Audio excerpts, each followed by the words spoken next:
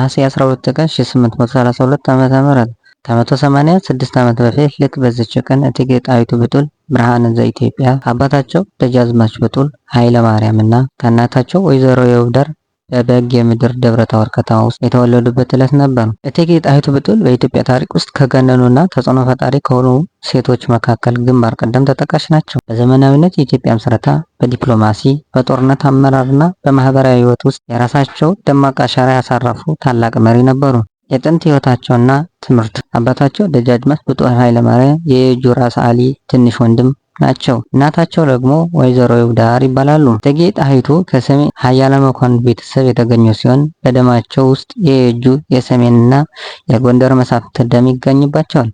በዘመኑ ሴቶች እጅግ የተለየና የላቀ ትምህርት አግኝተው እንዳደጉ ታሪክ ይነገራል። በቤተ መንግስት ውስጥ በሊቃውንት ሃይማኖትን፣ ስነ ጽሑፍ፣ ቅኔ፣ ፖለቲካና የሀገር አስተዳደር ጥበብን ተምረዋል። ይህም በኋለኛው ሕይወታቸው ያሳዩት የፖለቲካ ብስለትና ዲፕሎማሲያዊ ብልሃት መሰረት ሆኗቸዋል። ከዳግማዊ ምኒልክ ጋር እንዴት ተገናኙ?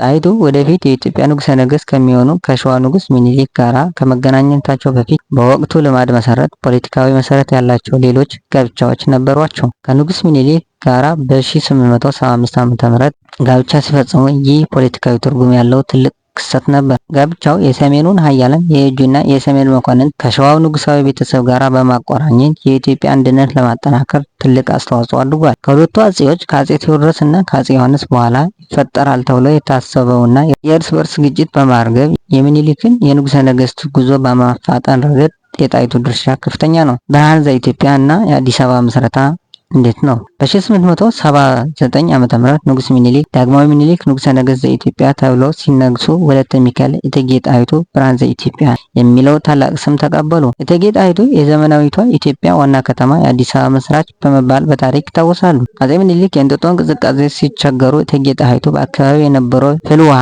የሙቀት ምንጭ አይተው አካባቢውን ለመኖሪያ ምቹ እንደሆነ መክረዋል።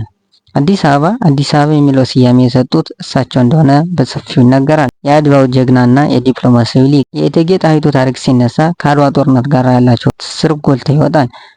የመጀመሪያው ውጫሌ ውል።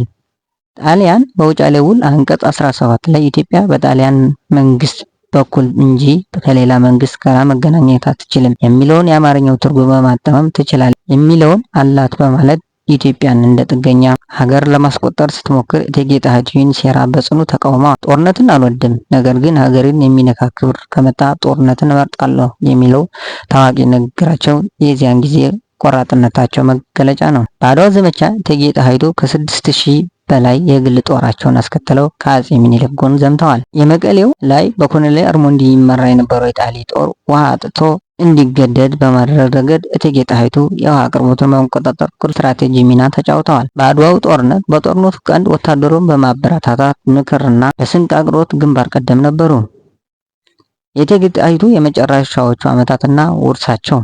አጼ ምኒልክ በህመም ከወደቁ በኋላ እቴጌ ጣይቱ የመንግስትነት ስልጣን በጊዜያዊነት በመያዝ ሀገሪቱን ከመበታተን ታድገዋል። ነገር ግን ይህ ኃያልነታቸው አንዳንድ መኳንንት ስላሰጋቸው ከአጼ ምኒልክ ሞት በኋላ በ1906 ዓ.ም ከፖለቲካ መድረክ እንዲገሉ ተደርገዋል። መጨረሻዎቹ ዘመናቸው እንጦጦ በሚገኘው ደብረ ፀሐይ ቅዱስ ራጉኤል ቤተክርስቲያን በጸሎትና በጾም አሳልፈዋል። እንደ አውሮፓውያን አቆጣጠር በ1918 ደግሞ በ1910 ዓ.ም አርፈዋል። ታዕካ ነገሥት በዓታ ለማርያም ገዳም አዲስ አበባ ከአጼ ምኒልክ ጎን ተቀብረዋል።